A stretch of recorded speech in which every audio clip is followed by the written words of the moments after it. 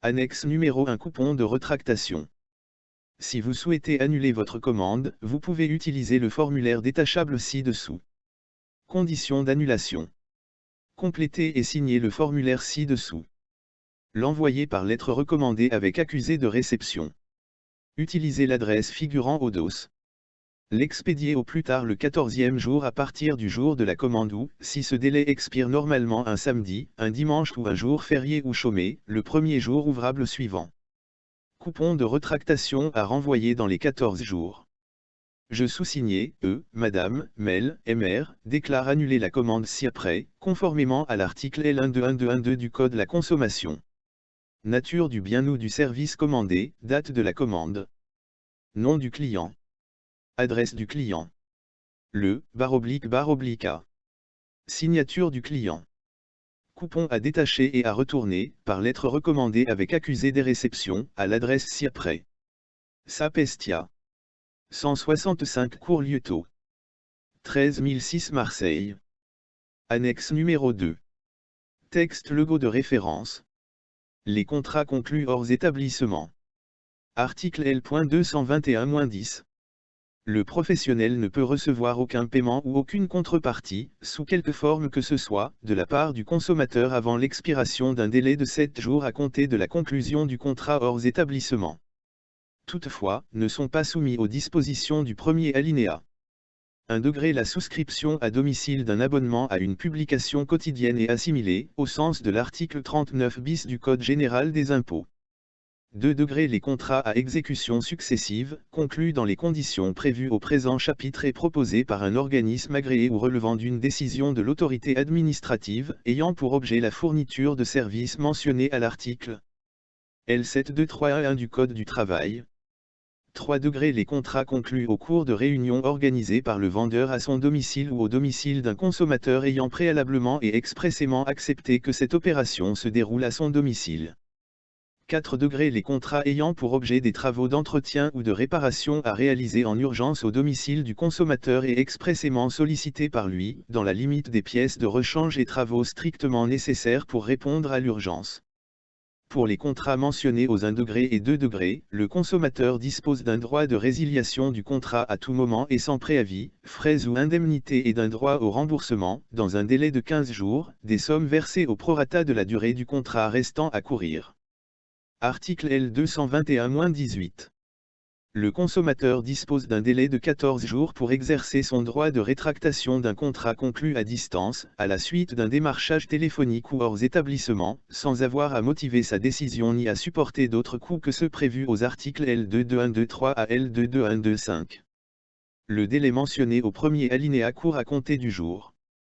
1 degré de la conclusion du contrat, pour les contrats de prestation de services et ceux mentionnés à l'article L2214. 2 degrés de la réception du bien par le consommateur ou un tiers, autre que le transporteur, désigné par lui, pour les contrats de vente de biens. Pour les contrats conclus hors établissement, le consommateur peut exercer son droit de rétractation à compter de la conclusion du contrat. Dans le cas d'une commande portant sur plusieurs biens livrés séparément ou dans le cas d'une commande d'un bien composé de lots ou de pièces multiples dont la livraison est échelonnée sur une période définie, le délai court à compter de la réception du dernier bien ou lot ou de la dernière pièce. Pour les contrats prévoyant la livraison régulière de biens pendant une période définie, le délai court à compter de la réception du premier bien. Article L221-20. Lorsque les informations relatives au droit de rétractation n'ont pas été fournies au consommateur dans les conditions prévues au 2 degrés de l'article L2215, le délai de rétractation est prolongé de 12 mois à compter de l'expiration du délai de rétractation initial, déterminé conformément à l'article L22118. Toutefois, lorsque la fourniture de ces informations intervient pendant cette prolongation, le délai de rétractation expire au terme d'une période de 14 jours à compter du jour où le consommateur a reçu ces informations. Article L221-21. Le consommateur exerce son droit de rétractation en informant le professionnel de sa décision de se rétracter par l'envoi, avant l'expiration du délai prévu à l'article L22118, du formulaire de rétractation mentionné au 2 degrés de l'article L2215 ou de toute autre déclaration, dénuée d'ambiguïté, exprimant sa volonté de se rétracter. Le professionnel peut également permettre au consommateur de remplir et de transmettre en ligne, sur son site internet, le formulaire ou la déclaration prévue au premier alinéa. Dans cette hypothèse, le professionnel communique, sans délai, au consommateur un accusé de réception de la rétractation sur un support durable. Article L221-22. La charge de la preuve de l'exercice du droit de rétractation dans les conditions prévues à l'article L22121 pèse sur le consommateur. Article L221-23. Le consommateur renvoie ou restitue les biens au professionnel ou à une personne désignée par ce dernier, sans retard excessif et, au plus tard, dans les 14 jours suivant la communication de sa décision de se rétracter conformément à l'article L22121, à moins que le professionnel ne propose de récupérer lui-même ses biens. Le consommateur ne supporte que les coûts directs de renvoi des biens, sauf si le professionnel accepte de les prendre à sa charge ou s'il a omis d'informer le consommateur que ces coûts sont à sa charge. Néanmoins, pour les contrats conclus hors établissement, lorsque les biens sont livrés au domicile du consommateur au moment de la conclusion du contrat, le professionnel récupérait les biens à ses frais s'ils ne peuvent pas être renvoyés normalement par voie postale en raison de leur nature. La responsabilité du consommateur ne peut être engagée qu'en cas de dépréciation des biens résultant de manipulations autres que celles nécessaires pour établir la nature, les caractéristiques et le bon fonctionnement de ces biens, sous réserve que le professionnel ait informé le consommateur de son droit de rétractation, conformément aux 2 degrés de l'article L2215. Article L.221-24. Lorsque le droit de rétractation est exercé, le professionnel rembourse le consommateur de la totalité des sommes versées, y compris les frais de livraison, sans retard injustifié et au plus tard dans les 14 jours à compter de la date à laquelle il est informé de la décision du consommateur de se rétracter. Pour les contrats de vente de biens, à moins qu'il ne propose de récupérer lui-même les biens, le professionnel peut différer le remboursement jusqu'à récupération des biens ou jusqu'à ce que le consommateur ait fourni une preuve de l'expédition de ces biens, la date retenue étant celle du premier de ces faits. Le professionnel effectue ce remboursement en utilisant le même moyen de paiement que celui utilisé par le consommateur pour la transaction initiale, sauf accord exprès du consommateur pour qui il utilise un autre moyen de paiement et dans la mesure où le remboursement n'occasionne pas de frais pour le consommateur. Le professionnel n'est pas tenu de rembourser les frais supplémentaires si le consommateur a expressément choisi un mode de livraison plus coûteux que le mode de livraison standard proposé par le professionnel. Article L.242-4. Lorsque le professionnel n'a pas remboursé les sommes versées par le consommateur, les sommes dues sont de plein droit majorées du taux d'intérêt légal si le remboursement intervient au plus tard 10 jours après l'expiration des délais fixés au premier et deuxième alinéa de l'article L22124, de 5% si le retard est compris entre 10 et 20 jours, de 10% si le retard est compris entre 20 et 30 jours, de 20% si le retard est compris entre 30 et 60 jours, de 50% entre 60 et 90 jours et de 5 points supplémentaires par nouveau mois de retard jusqu'à concurrence du prix du produit, puis du taux d'intérêt légal. Article L221-25. Si le consommateur souhaite que l'exécution d'une prestation de service ou d'un contrat mentionné au premier alinéa de l'article L2214 commence avant la fin du délai de rétractation mentionné à l'article L22118, le professionnel recueille sa demande expresse par tout moyen pour les contrats conclus à distance et sur papier ou sur support durable pour les contrats conclus hors établissement. Le consommateur qui a exercé son droit de rétractation d'un contrat de prestation de service ou d'un contrat mentionné au premier alinéa de l'article L2214 dont l'exécution a commencé, à sa demande expresse, avant la fin du délai de rétractation verse au professionnel un montant correspondant au service fourni jusqu'à la communication de sa décision de se rétracter. Ce montant est proportionné au prix total de la prestation convenue dans le contrat. Si le prix total est excessif, le montant approprié est calculé sur la base de la valeur marchande de ce qui a été fourni. Aucune somme n'est due par le consommateur ayant exercé son droit de rétractation si sa demande expresse n'a pas été recueillie en application du premier alinéa ou si le professionnel n'a pas respecté l'obligation d'information prévue au 4 degrés de l'article L2215. Article L221-26. Le consommateur qui a exercé son droit de rétractation d'un contrat de fourniture de contenu numérique non fourni sur un support matériel n'est redevable d'aucune somme si 1 degré le professionnel n'a pas recueilli son accord préalable exprès pour l'exécution du contrat avant la fin du délai de rétractation ainsi que la preuve de son renoncement son droit de rétractation. 2 Le contrat ne reprend pas les mentions prévues au deuxième alinéa des articles L2219 et L2213. Article L.221-27. L'exercice du droit de rétractation met fin à l'obligation des parties soit d'exécuter le contrat à distance ou le contrat hors établissement, soit de le conclure lorsque le consommateur a fait une offre. L'exercice du droit de rétractation d'un contrat principal à distance ou hors établissement met automatiquement fin à tout contrat accessoire, sans frais pour le consommateur autre que ceux prévus aux articles L22123 à L22125. Article L221-28. Le droit de rétractation ne peut être exercé pour les contrats. Un degré de fourniture de services pleinement exécuté avant la fin du délai de rétractation et dont l'exécution a commencé après accord préalable exprès du consommateur et renoncement exprès à son droit de rétractation.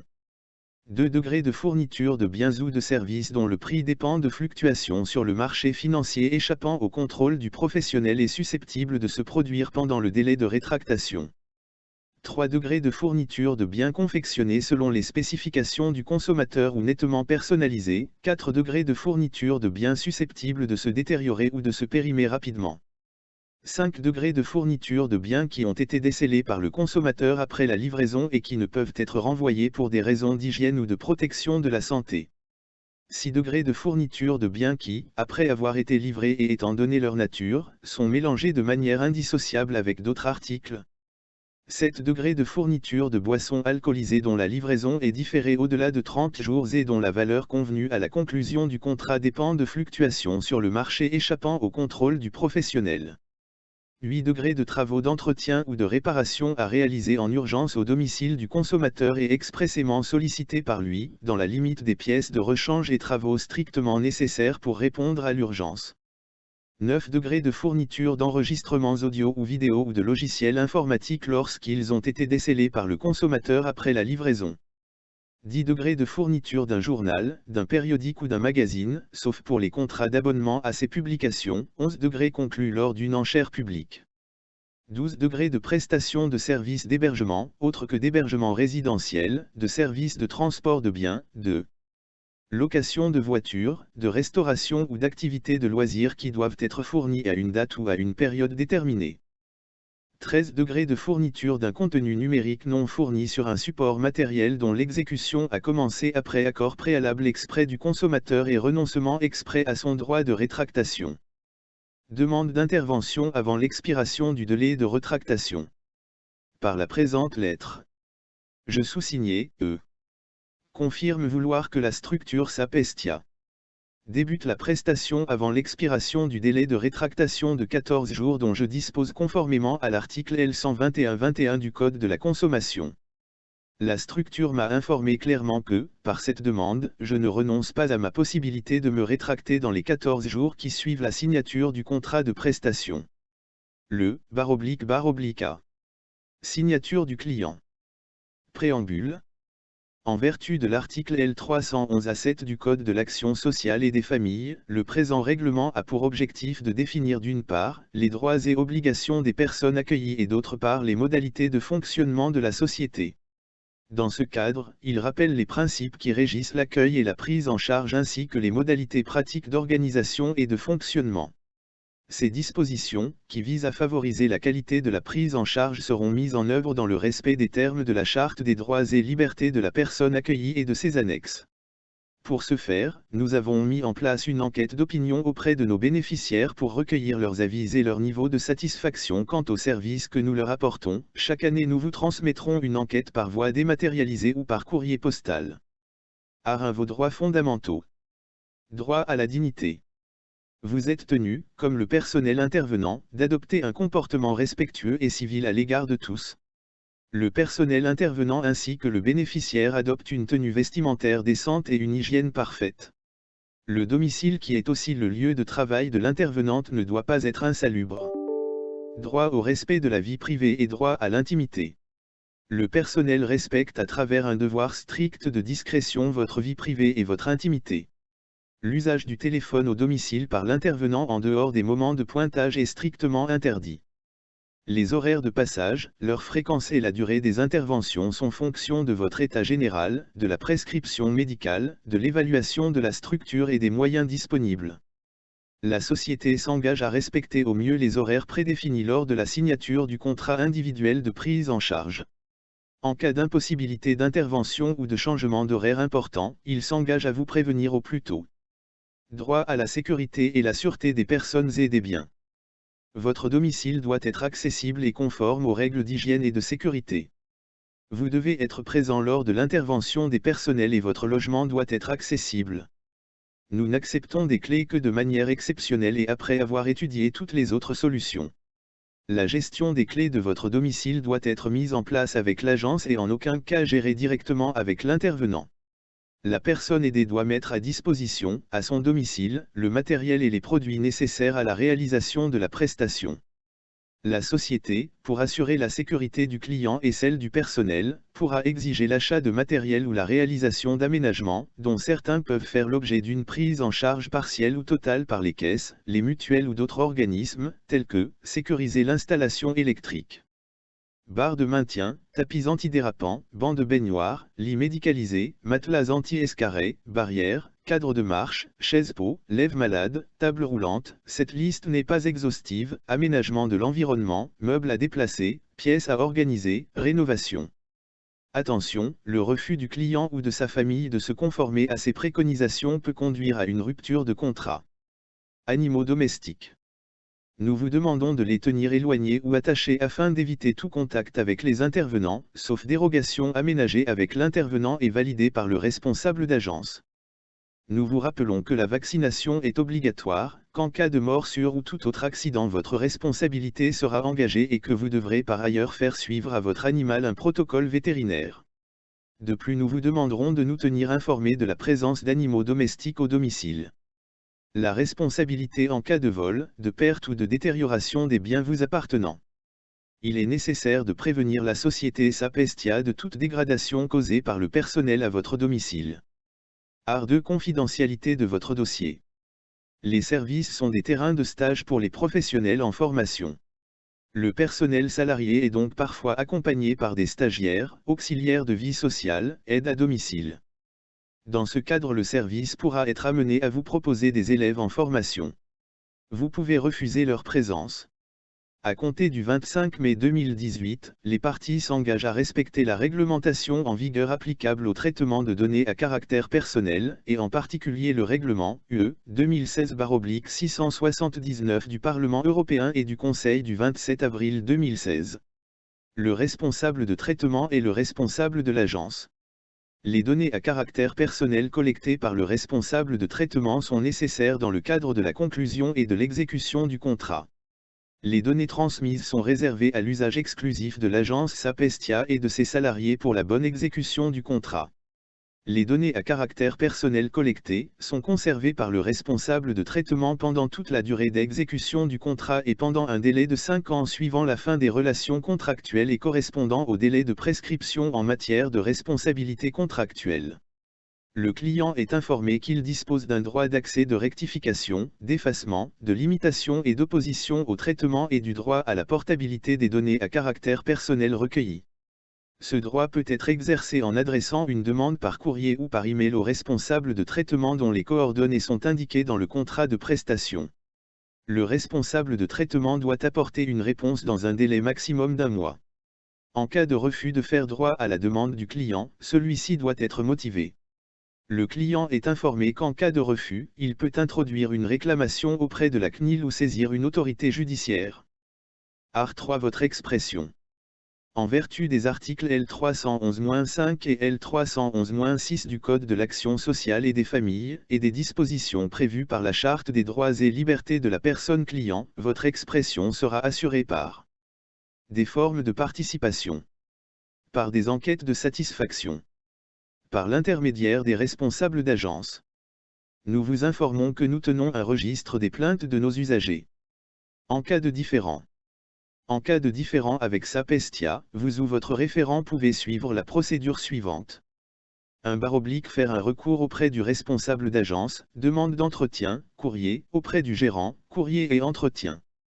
2/faire appel à une personne qualifiée par application de l'article L311A5 CAF, toute personne prise en charge par un service social ou médico-social, ou son représentant, peut faire appel à une personne qualifiée qu'elle choisit sur une liste établie conjointement par le représentant de l'État dans le département, le directeur général de l'agence régionale de santé et le président du conseil départemental. C'est une personne extérieure à la structure, à laquelle vous pouvez faire appel pour faire valoir vos droits. Elle n'a aucun pouvoir de contrainte, elle doit tenter par le dialogue de trouver une solution à la difficulté soulevée par la personne accompagnée ou par son référent. 3/faire appel à un médiateur. Le bénéficiaire est informé qu'il peut en tout état de cause recourir à une médiation conventionnelle en saisissant le médiateur AMConso, dispositif auquel la société adhère et accessible à l'adresse internet suivante, http://www.mediationconso-am.com/. À défaut, les tribunaux compétents sont les tribunaux français en application des règles du Code de procédure civile. Art 4 Votre prise en charge et son évolution. 4.1 Votre admission. Votre admission est subordonnée à la constitution d'un dossier administratif et ou médical, à l'élaboration du contrat individuel de prise en charge, à la remise du livret d'accueil et à l'acceptation du présent règlement de fonctionnement. Votre admission ne sera effective qu'après le retour des documents demandés et la signature du contrat individuel de prise en charge qui vous sera remis lors de votre admission. Votre participation à titre d'interlocuteur ou, à défaut, celle de votre référent ou de votre représentant légal est requise. 4.2 Suivi individualisé. Vous bénéficiez d'un suivi individualisé tout au long de votre prise en charge. Cet accompagnement évolutif est adapté à chacune des situations validées par l'évaluateur de l'organisme financeur et mis en place avec vous, votre référent, le personnel de la société, et votre médecin traitant le cas échéant. Conformément à l'article L.1110-4 du Code de la santé publique, nous sommes tenus au respect du secret médical. Tout changement significatif dans la nature des prestations fera l'objet d'un avenant au contrat individuel de prise en charge. Les services sont des terrains de stage pour les professionnels en formation. Le personnel salarié est donc parfois accompagné par des stagiaires, auxiliaires de vie sociale, aides à domicile. Dans ce cadre, le service pourra être amené à vous proposer des élèves en formation. Modalité en cas d'absence. En cas d'absence, vous devez prévenir la société le plus rapidement possible, un répondeur est à votre disposition en dehors des heures d'ouverture. Il est identifié 3 types d'absence. Occasionnelle, annulation d'une intervention, vous devez informer la société au moins 72 heures à l'avance, dans le cas contraire, la prestation prévue vous sera facturée au tarif plein. Prévu et prolongé, suspension du contrat sur une période définie, vous devez informer le service au plus tôt en tout état de cause au plus tard 15 jours avant votre départ. La même règle s'applique pour votre retour à domicile. Non prévu, interruption du contrat pour une période indéterminée, admission d'urgence en milieu hospitalier par exemple, le client, la famille ou son entourage doit en informer la société et signaler l'identité de l'établissement d'accueil. Il est impératif de nous tenir régulièrement informés de la situation, de l'état de santé de la personne aidée, qui nous préoccupe également, et de nous prévenir le plus tôt possible de la date prévisible de retour à domicile. Art 5 Votre contrat de prise en charge. Résiliation à l'initiative du client. La copie de la notification de la fin de prise en charge est à adresser au responsable d'agence par courrier. Dans le cadre de prestations réalisées par démarchage, le client dispose d'un droit de rétractation de 14 jours, sur les prestations non réalisées, hors cas d'abonnement et cas d'urgence, à compter de la signature du contrat conclu entre le client et Sapestia, dans les conditions prévues aux articles L.221 et suivants du Code de la consommation. Résiliation à l'initiative de la société. La vocation de la société est d'accompagner la personne bénéficiaire dans le respect de son projet et dans la mesure de ses moyens. En cas d'inadaptation avérée des besoins de la personne bénéficiaire avec les moyens de la société, suite à une aggravation ou une amélioration de l'état de santé du client, le responsable d'agence pourra proposer la recherche d'autres solutions de prise en charge, dans un établissement ou un service mieux adapté. En cas de non-respect répété des dispositions du règlement de fonctionnement par le client, la notification de la résiliation du contrat individuel de prise en charge sera faite par écrit à lui-même ou à son référent. La prise en charge cessera dans les 30 jours qui suivent la notification. Art 6 Votre personne de confiance. Vous pouvez désigner une personne de confiance choisie parmi votre entourage. Cette personne de confiance servira de lien privilégié avec Sapestia. Il sera contacté lorsque vous serez incapable de réaliser vous-même une démarche ou lorsque vous souhaiterez l'avis d'un tiers pour toute décision vous concernant. La mission de la personne de confiance est de garantir le respect de vos souhaits concernant notre intervention. En aucun cas il ne se substitue au curateur ou au tuteur éventuellement désigné pour une sauvegarde de justice. Art7 vos relations avec le personnel. Le personnel de la société vous accompagne pour toutes les missions qui lui ont été confiées par Sapestia, dans le cadre de l'article 1 du présent règlement. Les responsables d'agence sont à la disposition de la personne aidée et de sa famille pour répondre à leurs observations et à l'évolution de leurs besoins. Tout notre personnel est diplômé ou formé au type d'intervention qui lui est demandé. Il lui est formellement interdit de recevoir de votre part des pourboires. Il est strictement interdit pour le personnel d'accepter toute délégation de pouvoir, legs, toute donation, tout dépôt de fonds, de valeurs ou de bijoux. Il n'est pas habilité à recevoir une procuration de votre part pour un retrait d'argent, jeu de hasard ou autre. Il lui est également interdit de réaliser des prestations hors champ de ses compétences et / ou non prévues dans le contrat individuel de prise en charge. Le personnel est tenu de respecter la dignité, l'intimité, les convictions philosophiques, politiques ou religieuses des personnes prises en charge et la confidentialité des informations. En retour, les clients sont tenus de respecter le personnel mis à leur service. Toute discrimination ou violence verbale, physique ou à caractère sexuel conduira à une rupture de contrat voire à des poursuites pénales avec constitution de partie civile de l'employeur. À 8 règles essentielles de vie collective. Le personnel ainsi que les bénéficiaires sont tenus de respecter l'intégrité physique d'une personne, ne pas émettre de critiques sur ses origines, son handicap et de ne pas émettre de jugement sur les convictions philosophiques, politiques ou religieuses, des personnes prises en charge ou des intervenants. Les parties se doivent de respecter l'intimité, ne pas obliger une personne à se dénuder sans son accord et ne pas se dénuder devant les personnes présentes. Le personnel se doit d'assurer la confidentialité des informations reçues au domicile et de respecter le rythme de vie des bénéficiaires. Il se doit également de respecter les biens et équipements, ainsi que les prescriptions d'hygiène. En retour, les clients sont tenus d'adopter un comportement civil à l'égard des membres du personnel mis à leur service. Toute discrimination ou violence verbale, physique ou à caractère sexuel conduira à une rupture de contrat voire à des poursuites pénales avec constitution de partie civile de l'employeur. Art 9 Assurance et responsabilité. Les règles générales de responsabilité applicables dans vos relations avec le personnel de la société sont définies par les articles 1240 à 1244 du Code civil. La responsabilité de la société est également susceptible d'être engagée, défaut de surveillance. La société devra pouvoir apporter, sur demande, la preuve qu'il est régulièrement assuré pour la réparation des dommages dont il pourrait être civilement responsable du fait de l'intervention de son personnel, en précisant le montant de ses garanties. Art 10 mesures exceptionnelles. Maltraitance ou violence, signalement au médecin traitant, à l'assistante sociale du secteur, au CELIS et du secteur et à l'antenne ALMA de votre région, Allo Maltraitance. En dernier recours, signalement au procureur de la République. Urgence, en cas de porte close par exemple, et en l'absence de réponse de la part du client ou des référents, possibilité de faire intervenir les pompiers ou la police, dont le coût éventuel d'intervention sera à votre charge. Urgence médicale, appel du médecin traitant, du médecin de garde ou du service d'aide médicale d'urgence. Violence, des dispositions pénales en vigueur peuvent être appliquées à votre encontre ou envers la société en cas de comportement répréhensible, notamment en cas de violence sur autrui.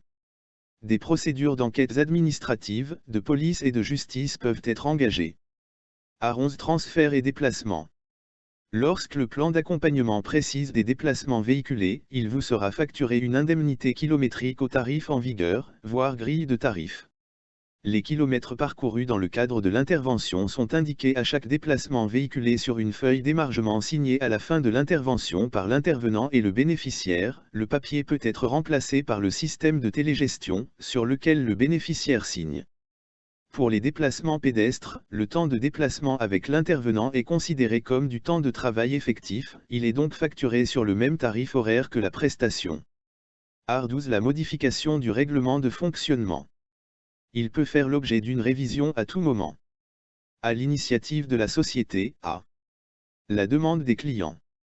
Toute révision fera l'objet d'une procédure similaire à celle qui a présidé à son élaboration. Toute modification de ce document entraînera une diffusion conformément aux dispositions de l'article suivant. Une enquête de satisfaction à propos de ce règlement vous sera proposée sous format papier ou en cliquant sur le lien ci-dessous, enquête de satisfaction. Charte d'engagement. Pour les seniors fragilisés et les personnes handicapées. L'objectif de la charte d'engagement de l'aide à domicile en mode mandataire est d'apporter un certain nombre de garanties aux personnes fragiles à domicile et à leurs proches, aux professionnels intervenant à domicile et au pouvoir public. Cette charte emporte ainsi des engagements en termes de qualité comme de suivi des interventions. Il existe plusieurs modalités d'intervention au domicile des personnes fragiles dont le mode prestataire et le mode mandataire. Ce dernier, moins connu du grand public, permet à la personne fragilisée de se faire accompagner par un professionnel mandataire pour choisir son auxiliaire de vie et se faire assister durant toute la durée du contrat dans l'organisation de l'aide à domicile. Sapestia travaille en mode mandataire, elle est adhérente depuis 2014 à la FESP, Fédération des entreprises de services à la personne, signataire de cette charte. Sapestia s'engage à respecter les différents points précisés dans cette charte. À sécurité. Contrat de travail et sécurisation de la relation employeur/employé. Sapestia s'engage à une communication lisible et explicite auprès de la personne aidée et de ses proches sur le fait que ce mode lui donne le statut d'employeur. L'acteur mandataire remet un document écrit qui précise les rôles et responsabilités du mandataire, de la personne employeur et de l'auxiliaire de vie employé. Fournit systématiquement un modèle de contrat de travail à la personne accompagnée, particulier employeur. Accompagne et conseille le bénéficiaire dans sa fonction d'employeur, notamment pour veiller au respect du droit du travail, minimum salariaux, temps de travail hebdomadaire, procédure de rupture du contrat, déclarations et paiement des cotisations, édition des bulletins de paie, paiement des salaires, aide à la déclaration fiscale. S'engage sur un accompagnement régulier dans le cadre du mandat qui lui est donné, du particulier employeur dans sa relation avec l'auxiliaire de vie.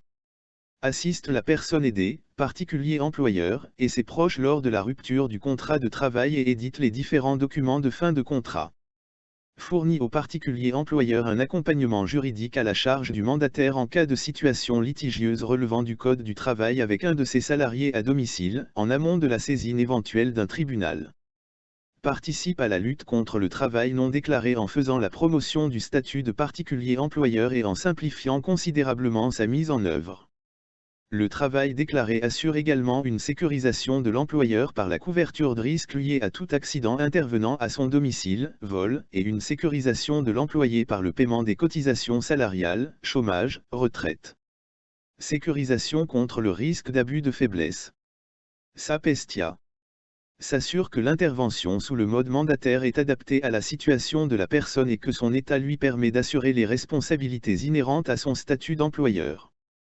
Garantit dans sa relation contractuelle avec la personne accompagnée la désignation systématique d'une tierce personne référente qui sera soit un membre de la famille, soit un travailleur social, en cas d'absence de famille.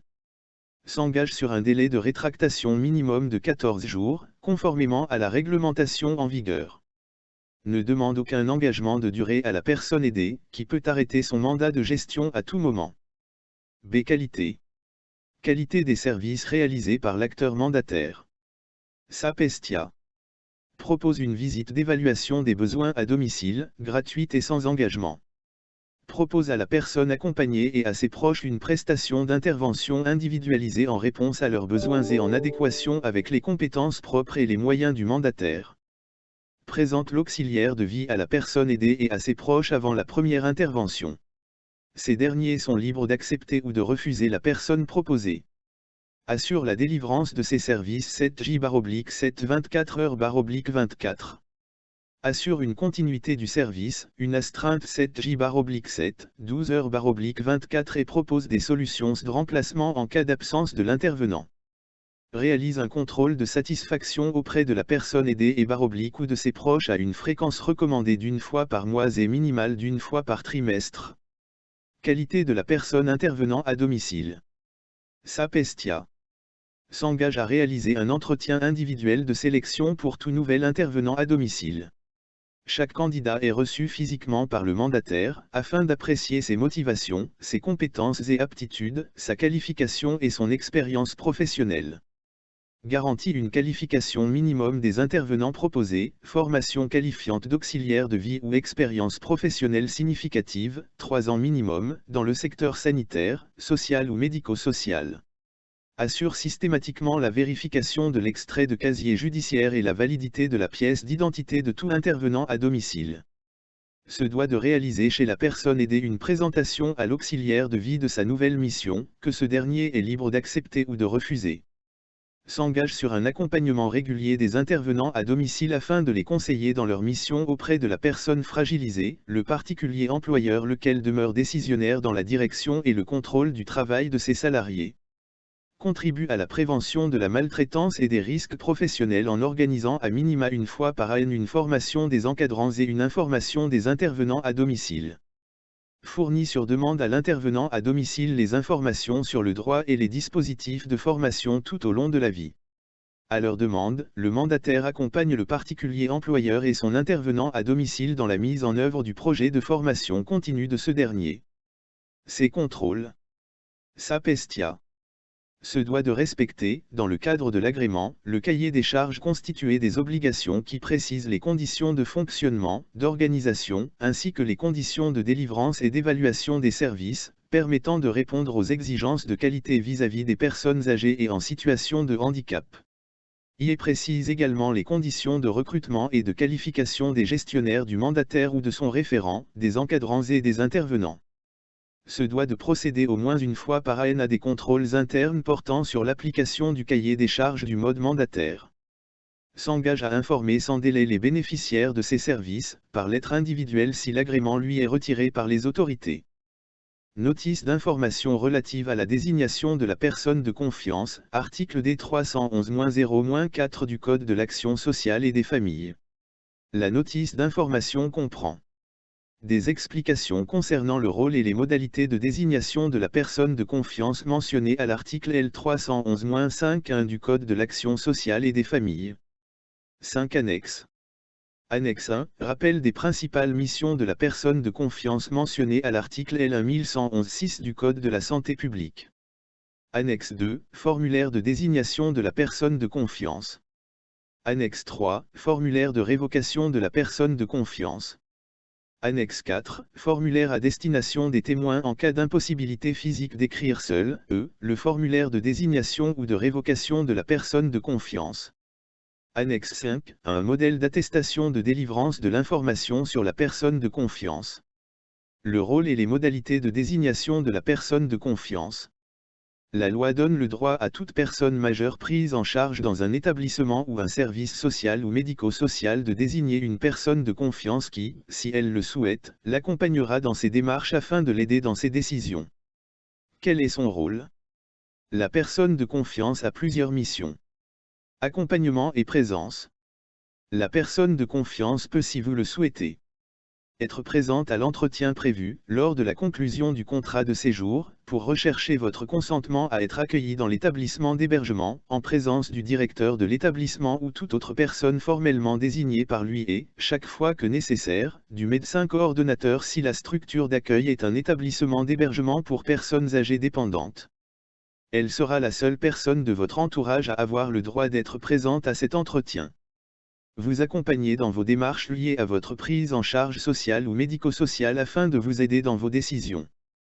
Assister aux entretiens médicaux prévus dans le cadre de votre prise en charge médico-sociale afin de vous aider dans vos décisions. Aide pour la compréhension de vos droits. Votre personne de confiance sera consultée par l'établissement ou le service qui vous prend en charge au cas où vous rencontriez des difficultés dans la connaissance et la compréhension de vos droits. Cette consultation n'a pas vocation à se substituer à vos décisions. Par ailleurs, lors de la désignation de la personne de confiance du Code de l'action sociale et des familles, dans le cadre de votre prise en charge sociale ou médico-sociale, si vous souhaitez que cette personne exerce également les missions de la personne de confiance mentionnées à l'article L 1111-6 du Code de la santé publique, concernant les usagers du système de santé, par exemple, en cas d'hospitalisation, d'accompagnement de fin de vie, vous devrez l'indiquer expressément dans le formulaire de désignation figurant en annexe 2. Les missions de cette personne de confiance sont rappelées dans l'annexe 1. La personne de confiance est tenue à un devoir de confidentialité par rapport aux informations qui vous concernent. Qui peut la désigner? Cette faculté est ouverte à toute personne majeure prise en charge par une structure sociale ou médico-sociale. C'est un droit qui vous est offert, mais ce n'est pas une obligation, vous êtes libre de ne pas désigner une personne de confiance. Pour les personnes qui bénéficient d'une mesure de protection judiciaire, sauvegarde de justice lorsqu'un mandataire spécial a été désigné, tutelle, curatelle, pour les actes relatifs à la personne, la désignation d'une personne de confiance est soumise à l'autorisation du conseil de famille s'il a été constitué ou du juge des tutelles. Qui peut être la personne de confiance? Vous pouvez désigner comme personne de confiance toute personne majeure de votre entourage en qui vous avez confiance, par exemple un membre de votre famille, un proche, votre médecin traitant. Il est important d'échanger avec la personne que vous souhaitez désigner avant de remplir le formulaire de désignation et de lui faire part de vos souhaits par rapport à sa future mission. Il est important qu'elle ait la possibilité de prendre connaissance de son futur rôle auprès de vous et d'en mesurer de sa portée. La personne que vous souhaitez désigner doit donner son accord à cette désignation. À cet effet, elle contresigne le formulaire de désignation figurant en annexe 2. Il convient de préciser que cette personne peut refuser d'être votre personne de confiance, auquel cas, vous devrez en désigner une autre. Quand la désigner? Vous pouvez la désigner lorsque vous le souhaitez. Lors du début d'une prise en charge sociale ou médico-sociale, qu'elle soit effectuée par un service ou dans un établissement d'hébergement, il vous sera proposé, si vous n'aviez désigné personne auparavant, de désigner une personne de confiance. Il est possible que vous ayez déjà désigné une personne de confiance pour votre santé, notamment au cours d'une hospitalisation, avant votre début de prise en charge sociale ou médico-sociale.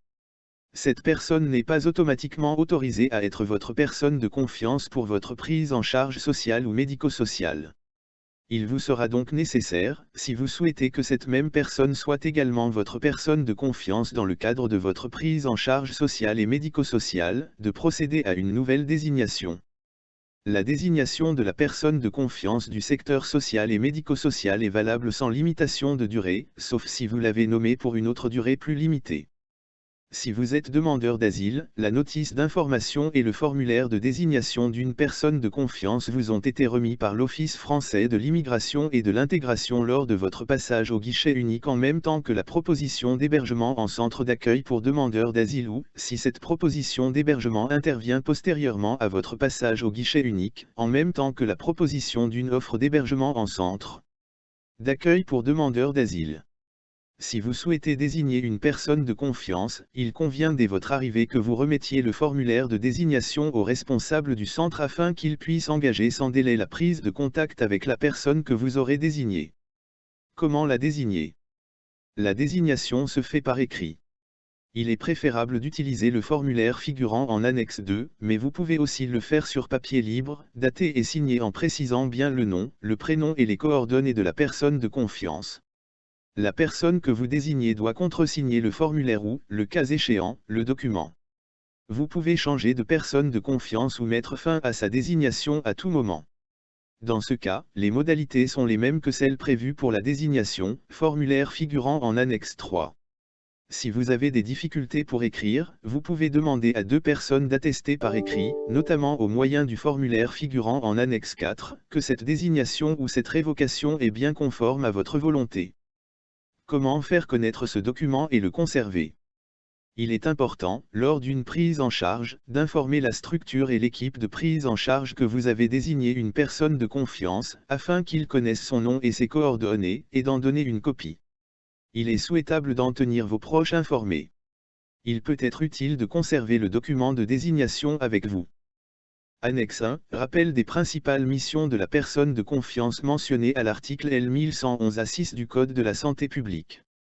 Dans le cadre d'une prise en charge par le système de santé, par exemple, en cas d'hospitalisation, la personne de confiance mentionnée à l'article L1111A6 du Code de la santé publique peut exercer les missions suivantes. Lorsque vous pouvez exprimer votre volonté, elle a une mission d'accompagnement. La personne de confiance peut, si vous le souhaitez, vous soutenir dans votre cheminement personnel et vous aider dans vos décisions concernant votre santé. Assister aux consultations ou aux entretiens médicaux, elle vous assiste mais ne vous remplace pas. Prendre connaissance d'éléments de votre dossier médical en votre présence, elle n'aura pas accès à l'information en dehors de votre présence et ne devra pas divulguer des informations sans votre accord. Il est recommandé de lui remettre vos directives anticipées si vous les avez rédigées, ce sont vos volontés, exprimées par écrit, sur les traitements que vous souhaitez ou non, si un jour vous ne pouvez plus vous exprimer. Si vous ne pouvez plus exprimer votre volonté, elle a une mission de référent auprès de l'équipe médicale. La personne aidée confiance sera la personne consultée en priorité par l'équipe médicale lorsque tout questionnement sur la mise en œuvre, la poursuite ou l'arrêt de traitements et recevra les informations nécessaires pour pouvoir exprimer ce que vous auriez souhaité. Enfin, en l'absence de directive anticipée, le médecin a l'obligation de consulter votre personne de confiance dans le cas où vous seriez hors d'état d'exprimer votre volonté afin de connaître vos souhaits relatifs à la fin de vie. À défaut de personne de confiance, un membre de votre famille ou un proche serait consulté. Elle sera votre porte-parole pour refléter de façon précise et fidèle vos souhaits et votre volonté, par exemple sur la poursuite, la limitation ou l'arrêt de traitement. Elle n'exprime pas ses propres souhaits mais rapporte les vôtres. Son témoignage l'emportera sur tout autre témoignage, membre de la famille, proche.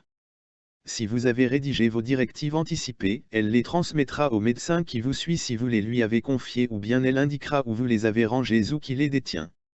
La personne de confiance peut faire le lien avec votre famille ou vos proches mais en cas de contestation, s'ils ne sont pas d'accord avec vos volontés, son témoignage l'emportera.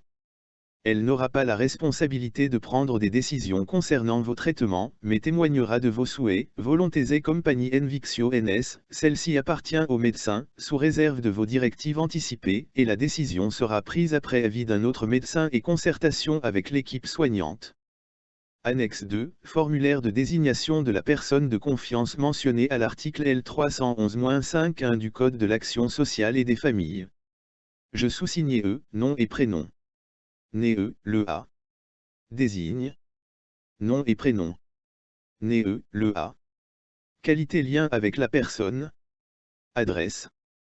Téléphone fixe. Téléphone professionnel. Téléphone portable. Email. Comme personne de confiance en application de l'article L311-5-1 du Code de l'action sociale et des familles. Fait à signature. Le. Co-signature de la personne de confiance. Annexe 3, formulaire de révocation de la personne de confiance mentionnée à l'article L311-5-1 du Code de l'action sociale et des familles. Je sous-signais nom et prénom. Né le A. Met fin à la désignation de nom et prénom. Né le A. Qualité lien avec la personne. Adresse. Téléphone fixe / professionnel / portable. Email. Comme personne de confiance mentionnée à l'article L311-5-1 du Code de l'action sociale et des familles. Que, par suite, cette personne cessera aussi de remplir les missions de la personne de confiance mentionnée à l'article L1111-6 du Code de la santé publique. Fait à, le. Signature. Annexe 4, formulaire à destination des témoins en cas d'impossibilité physique d'écrire seul, le formulaire de désignation de la personne de confiance. Cas particulier. Si vous êtes dans l'impossibilité physique d'écrire seul, le formulaire de désignation de la personne de confiance, deux personnes peuvent attester ci-dessous que la désignation de la personne de confiance, décrite dans le formulaire précédent, est bien l'expression de votre volonté. Formulaire en cas de désignation d'une personne de confiance. Témoin 1. Je sous-signais, nom et prénom. Qualité, lien avec la personne. Atteste que la désignation de nom et prénom. Comme personne de confiance en application de l'article L.311-5-1 du Code de l'action sociale et des familles est bien l'expression de la volonté libre et éclairée de nom et prénom. Fait à le. Signature du témoin. Co-signature de la personne de confiance. Témoin 2. Je sous-signais, nom et prénom. Qualité, lien avec la personne. Atteste que la désignation de nom et prénom. Comme personne de confiance en application de l'article L.311-5-1 du Code de l'action sociale et des familles est bien l'expression de la volonté libre et éclairée de nom et prénom. Fait à le. Signature du témoin. Co-signature de la personne de confiance. Formulaire en cas de révocation de la personne de confiance. Témoin 1. Je sous-signais nom et prénom. Qualité lien avec la personne. Atteste que. Nom et prénom. A mis fin à la désignation de nom et prénom. Comme personne de confiance mentionnée à l'article L311-5-1 du Code de l'action sociale et des familles. Témoin 2. Je sous-signais nom et prénom. Qualité lien avec la personne. Atteste que. Nom et prénom. A mis fin à la désignation de nom et prénom. Comme personne de confiance mentionnée à l'article L311-5-1 du Code de l'action sociale et des familles. Que, par suite, dans le cas où elle lui avait confié ses que, par suite, dans le cas où elle lui avait confié ses missions, cette personne cessera aussi de remplir les missions de la personne de confiance mentionnée à l'article L1111-6 du Code de la santé publique. Mission, cette personne cessera aussi de remplir les missions de la personne de confiance mentionnée à l'article L1111-6 du Code de la santé publique. Fait à le. Signature du témoin. Fait à le. Signature du témoin. Annexe 5, modèle d'attestation relative à l'information sur la personne de confiance. Je sous-signais nom et prénom. Fonction dans l'établissement. Atteste avoir délivré l'information prévue à l'article 311-0-3 du Code de l'action sociale et des familles relative au droit à désigner une personne de confiance et avoir remis la notice d'information mentionnée à cet article A. Nom et prénom. Né le A. Attestation signée A. Signature du directeur ou de son représentant, co-signature de la personne accueillie. CDLI vers 2.028 novembre 2018. SAF. Cahier de liaison. Sapestia. Liste de contacts. Nom. Numéro de téléphone. Médecin référent. Contact numéro 1. Contact numéro 2. Contact numéro 3. Contact numéro 4. Représentant légal. Numéro d'urgence. Service d'aide médicale d'urgence, 15/pompier, 18/police, 17. Appel d'urgence européen, 112/enfance maltraite, 119 maltraitance personnes âgées ou handicapées, 3957. Centre anti-poison. Centre anti-poison et de toxicovigilance. Téléphone secrétariat, 04 91 74 51 80. Urgence médicale, 04 91 75 25 25. Liste des personnes qualifiées Centre gérontologique. Départemental. Juin 2016. Décision portant nomination de personnes qualifiées pour les établissements et services médico-sociaux. Article 1er, la liste des personnes qualifiées, au sens de l'article L.311-5 du Code de l'action sociale et des familles est établie comme suit. Les missions de la personne qualifiée. L'encadrement des fonctions de la personne qualifiée. La personne qualifiée intervient au sein des établissements sociaux et médico-sociaux définis à l'article L312-1 du Code de l'action sociale et des familles, notamment concernant les secteurs de l'enfance, du handicap, des personnes âgées et des personnes confrontées à des difficultés spécifiques ou sociales, liste en annexe. Elle intervient sur demande de l'usager ou de son représentant légal et selon toutes les modalités possibles, elle ne peut donc pas s'autosaisir. Elle accompagne le demandeur d'aide pour lui permettre de faire valoir ses droits qui lui sont notamment reconnus aux articles L311-3 à L311-9 du Code précité au sein des dites structures, à savoir respect de la dignité, intégrité, vie privée, intimité, sécurité.